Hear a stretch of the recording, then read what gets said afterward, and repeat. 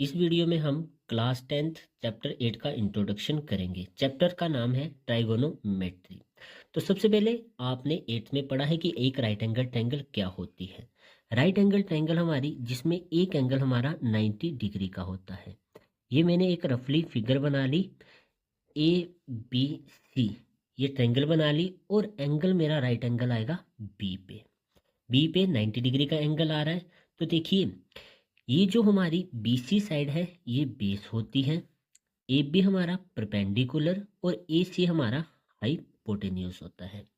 अगर किसी भी ट्रायंगल में हमें टू साइड्स गिवन हो, हमें थर्ड वैल्यू निकालनी हो, तो वो कैसे निकालेंगे। मान लीजिए आपके पास बेस और परपेंडिकुलर दिया गया है, हाइपोटेन्यूज की वैल्यू निकालनी है, तो इसके लिए हम पाइथागोरस थ्योरम का यूज करते हैं।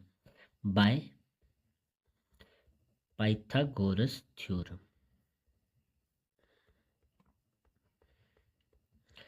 हाइपोटेन्यूज का स्क्वायर, ये जो सबसे लंबी वाली साइड है, इस साइड का स्क्वायर बराबर होता है बेस का स्क्वायर प्लस परपेंडिकुलर के स्क्वायर के। बेस स्क्वायर प्लस परपेंडिकुलर का स्क्वायर।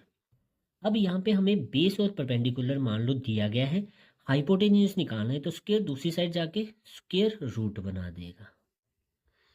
बेस का स्क्वायर प्लस परपेंडिकुलर का स्क्वायर।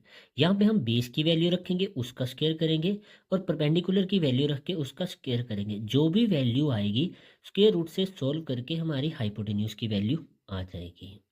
अब मान लो यहाँ पे हमें परपेंडिकुलर निकालना है, तो बेस का जो स्क्वायर है ये दूसरी साइड जाके माइनस का हो जाएगा।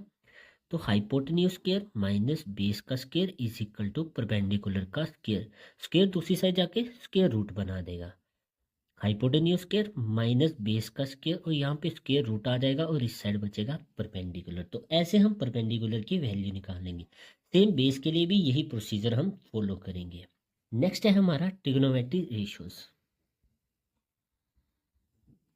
ट्रिग्नोमेट्री रेशियोज, हमारे पास टोटल 6 टाइप्स की रेशियो होती है। फर्स्ट जैसे साइन, यहाँ पे हमारा एंगल सी आ रहा है तो साइन सी लिख लेते हैं। फिर कोस सी, फिर टेन सी, नेक्स्ट कोसिकेंट सी, सिकेंट सी और कोट सी। ये जो आगे साइन के आगे सी लिखा है ये हमारा एंगल को रिप्रेजेंट करता है। अब साइन सी, कोस सी, टेन सी, इनकी वैल्यूज कैसे निकालते हैं, तो इसके लिए एक तरीका होता है। पंडित बद्री प्रसाद हर हर बोले, यहाँ पे हमारा ऊपर साइन आता है, फिर कोस और यहाँ पे टेन। अब साइन का उल्टा हमारा कोसिकेंट, कोस का उल्टा सिकेंट और टेन का उल्टा कोट। जब भी हमने साइन सी की वैल्यू निकालनी है, साइन सी हमारा किसके बराबर आ जाएगा, perpendicular upon hypotenuse. Same cosecant किसके बराबर आ जाएगा, hypotenuse upon base. Hypotenuse upon में परपेंडिकुलर, सॉरी। फिर कोस निकालना है, तो कोस किसके बराबर आ जाएगा, कोस सी बेस अपॉन हाइपोटेन्यूज। वैसे ही कोस का उल्टा सिकेंट, ये आ जाएगा हाइपोटेन्यूज अपॉन बेस के बराबर। नेक्स्ट टेन, टेन सी आ जाएगा हमारा परपेंडिकुलर अपॉन में बेस, और कोट सी आ जाएगा हमारा बेस अपॉन परपेंडिकुलर। देखिए साइन सी है परपेंडिकुलर अपॉन हाइपोटेन्यूज, तो कोसिकेंट इसका उल्टा, जो भी वैल्यू साइन की है उसको उल्टा करके लिख दो, यानी कि रेसिप्रोकल करके उसका लिख दो। अब नेक्स्ट देखिए, साइन सी हमारा होता है 1 अपॉन कोसिकेंट सी के बराबर। अभी मैंने बता रहा था ना कि इसका उल्टा होता है। वैसे ही कोसिकेंट किसके बराबर होगा हमारा, 1 अपॉन साइन सी। डिवाइड में था, यहाँ चला गया मल्टीप्लाई में, और ये मल्टीप्लाई में था, कहाँ आ गया, डिवाइड में। वैसे ही कोस सी ये होता है 1 अपॉन सिकेंट सी के बराबर। सेम सिकेंट सी किसके बराबर हो जाएगा, 1 अपॉन कोस सी।